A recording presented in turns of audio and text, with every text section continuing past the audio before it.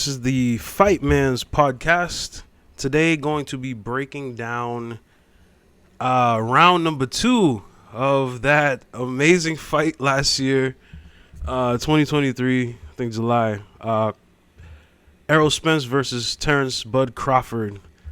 So we all know the aftermath. Bud Crawford beat him up, man. TKO. I think it was, I don't know what round it was. I don't know if it was 9th or 8th or 9th.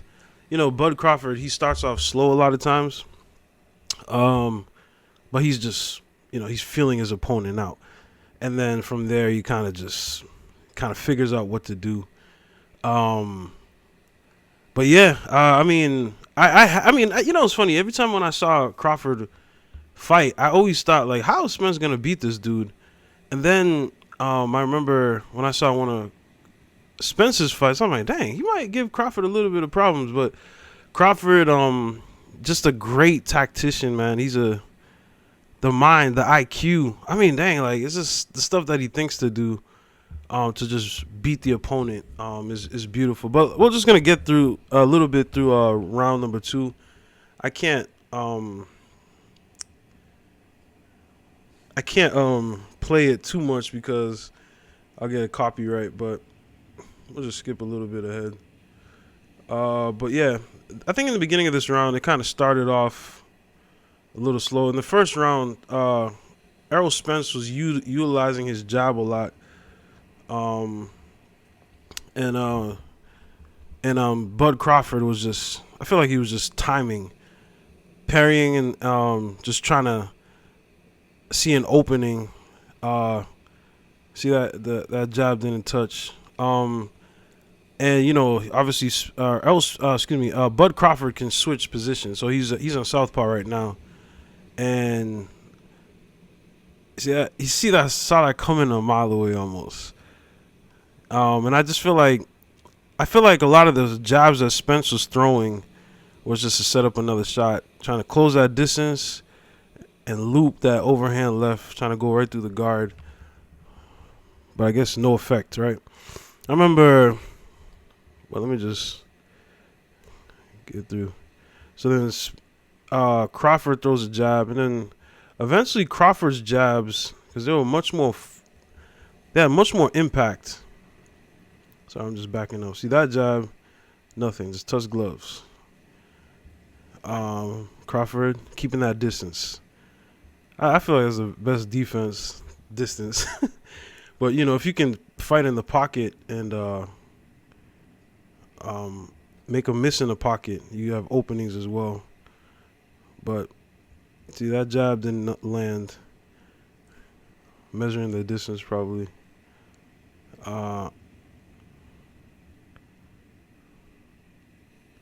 But, see right there. So this is... So he just throws a jab, but it's almost like backing him into the ropes to just get the body. Kind of a miss right there. I guess Crawford, well, he just hit the ropes more so than hitting him. But yeah, Crawford clinching, smart clinch right there. I like that.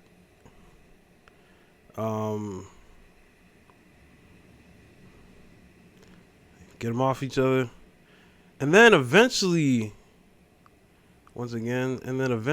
Crawford just starts going now. Like, eventually as the round goes on. And he starts peppering him, I feel like, with the jab. But it was like stiff jabs. And then he started like countering, not even countering, jabbing while blocking Spence's jab. So throwing the jab at the same time.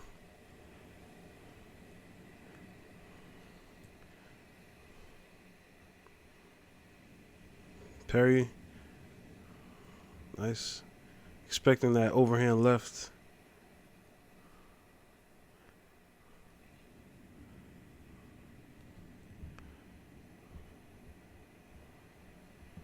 Patient. I guess baited him. Maybe he's trying to get that jab over it. baited.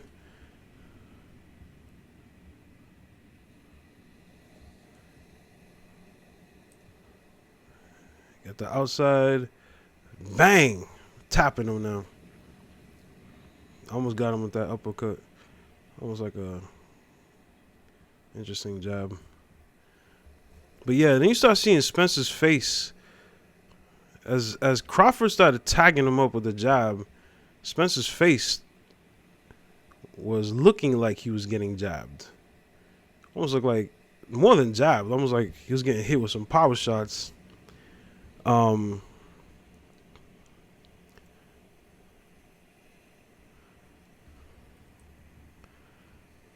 was like a beautiful sequence I saw. So I mean, this is a good place to throw that overhand left as he's turning away. It's not like his feet are planted. So I thought that was a smart punch. But Crawford showing his ring IQ, knowing when to cover up, when to jab. So this is still 127 in the second round.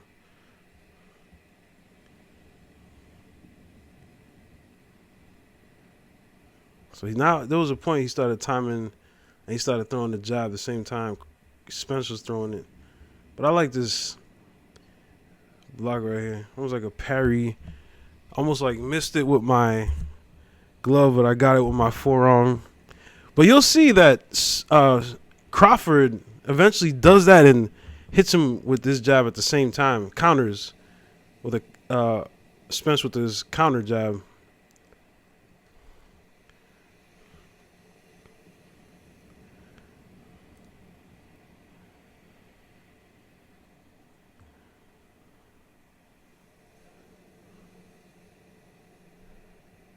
Now he's going to time him.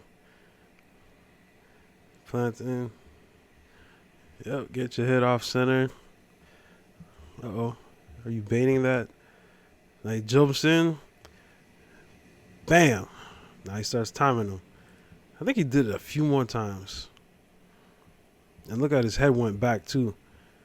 I don't think any jabs had any effect on Crawford as much as Crawford's jab had an effect on Spence. Timing him. Look at that. Parry. Ducks below. Didn't have his hand up in time to block that overhand left, so he weaves under like it, and then he got the left hand up. So he's like, dude, I'm reading you, dog. Look at that. Got the high guard. See that? Blocking. Bam! I like it. I love it, man. Blocks and counters. Just a student of the game, brother, man. Seeing that, knowing he's just going to set it up for another punch. But I like what Spence did. Almost looked like he was going low to the body, but almost kind of went higher, kind of coming up top. But then Crawford, you see the brother's head turn to the side? He's hitting him. But then I don't know if that one landed too clean. But yeah, right there. So I'm backing it up.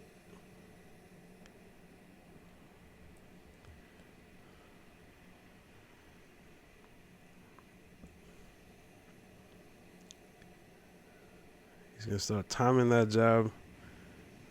Again, brings his hands low. Sometimes that's to bait a fighter in. And then bang. See that? You see how he put his arm up? See that? He put his arm like that to block Spence's punch. And he threw a counter jab. See that? You see that block?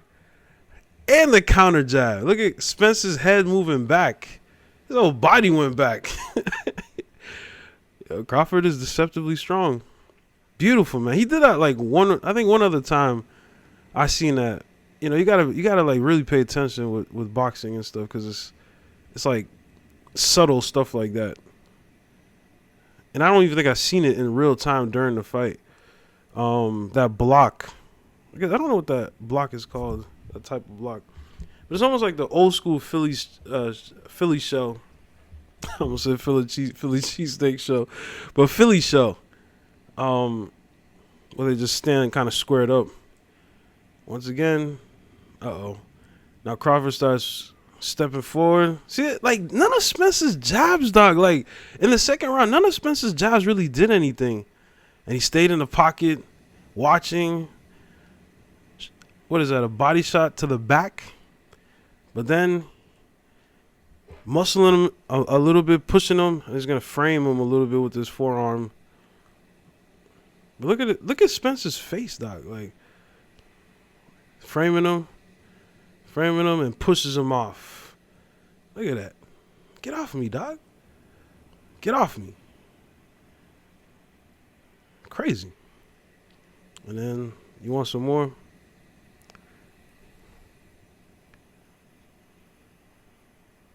Look at that. There's that again. Throws a jab. Bang. Look at that. That jab was really affecting him. But he didn't land his on Crawford, though. But bang. Look at that. So maybe it's because of the southpaw position. Maybe his power hand is his actual right hand. And that was really affecting the X factor of switching that stance. But look at that. As y'all know, this is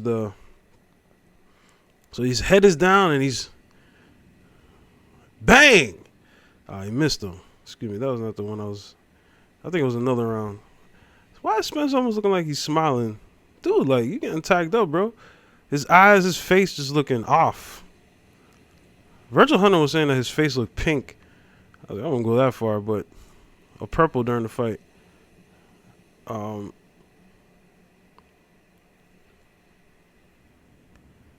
Sorry to slow this down so much. But once again,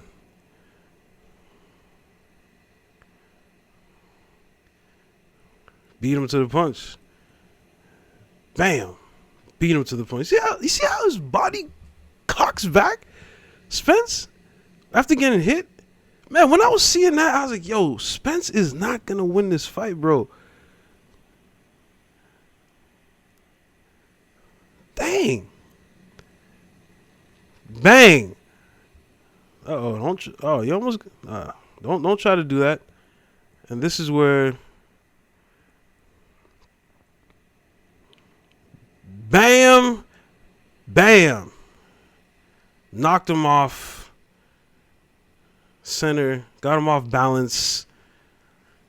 That was a great place to attack.